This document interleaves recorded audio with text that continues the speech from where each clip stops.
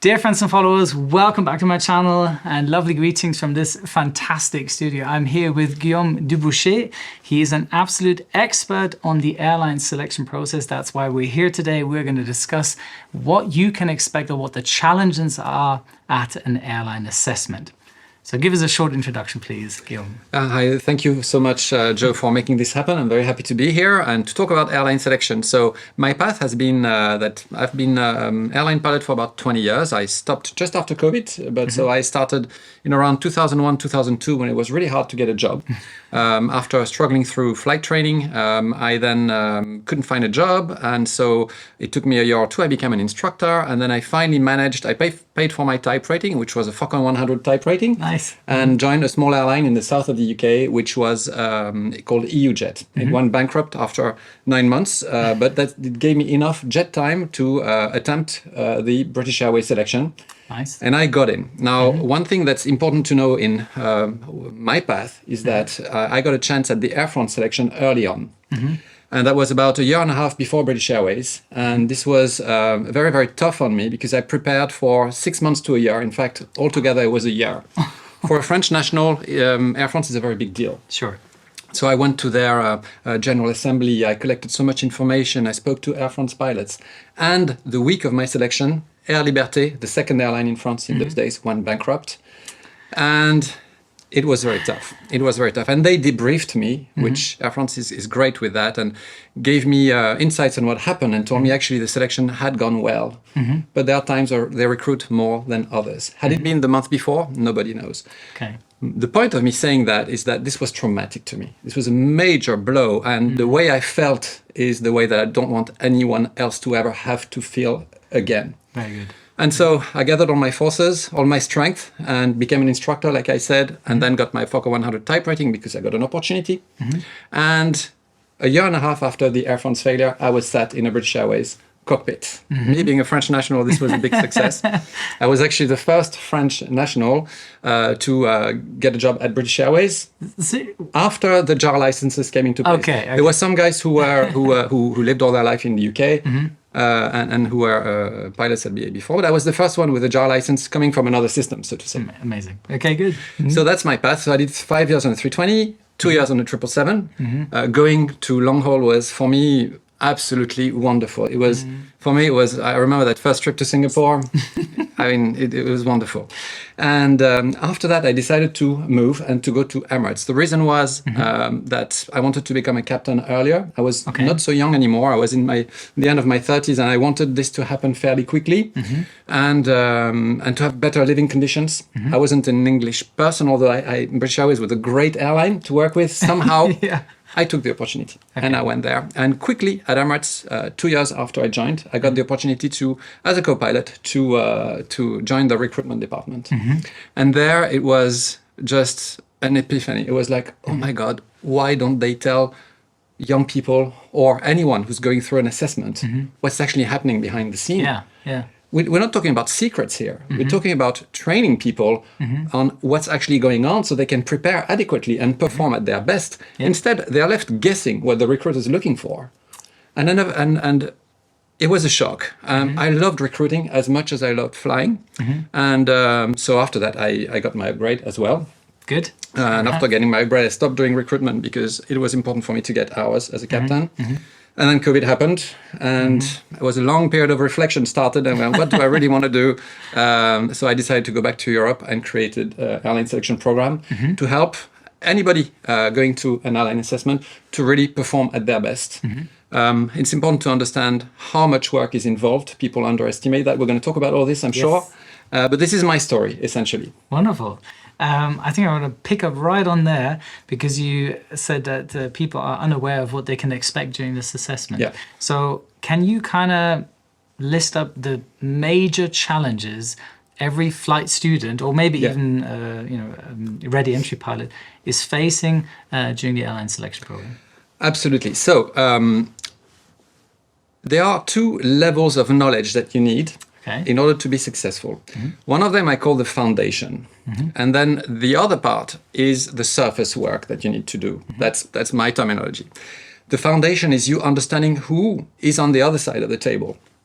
Understanding your airline, understanding CRM operational processes that pilots use every day, even though you're not maybe yet a pilot. Maybe you don't even have a license if you're an ab initio cadet. Understanding yourself, knowing who you are compared to what is expected.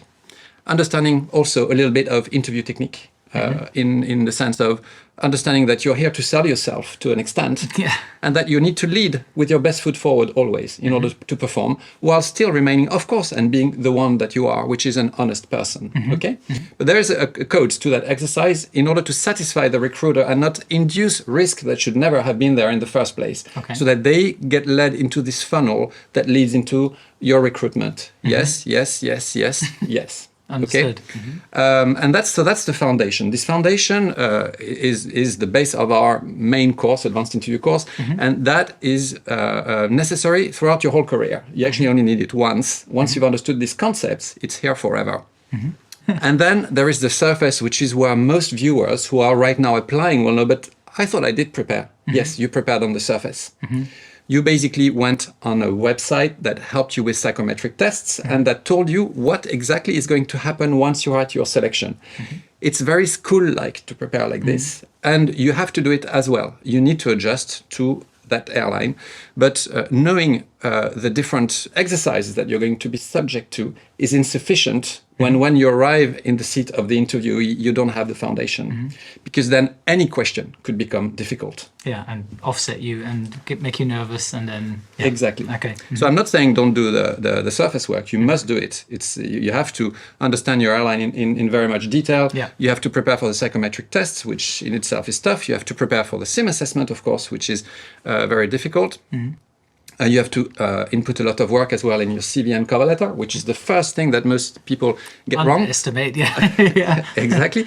But so it's the combination of both that transforms the candidate. Absolutely. Yeah. Now, Guillaume, you mentioned daunting. Now, when I remember my first airline assessment, the most daunting part that I thought is that I could only take the assessment once for that specific airline. So you basically had one chance to prove it to everybody that you are destined or that you should fly for this airline.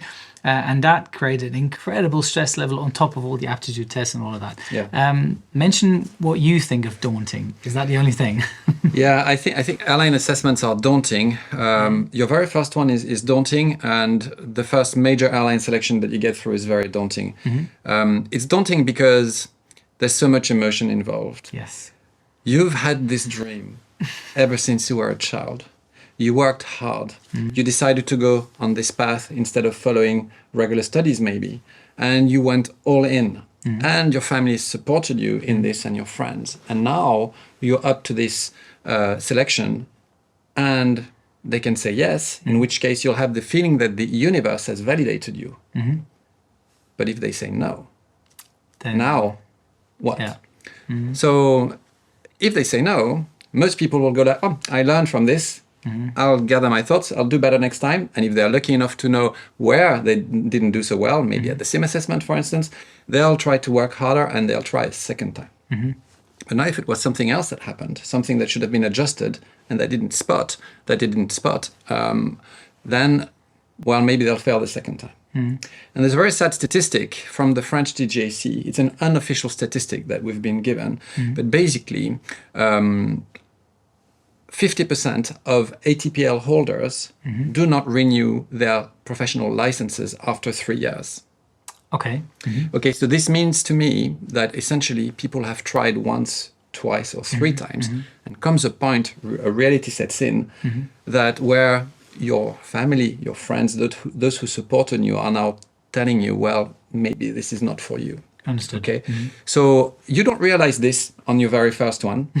But however, your body tells you it. When you arrive in front of that selection building, your hands will be a bit moist. Your heart will beat. You'll feel... and one of the reasons for this is that you don't really know what they want. Sure. You studied the best you could, but you don't really know what they want. And in particular, the psychologist scares you because you don't know what they'll find out.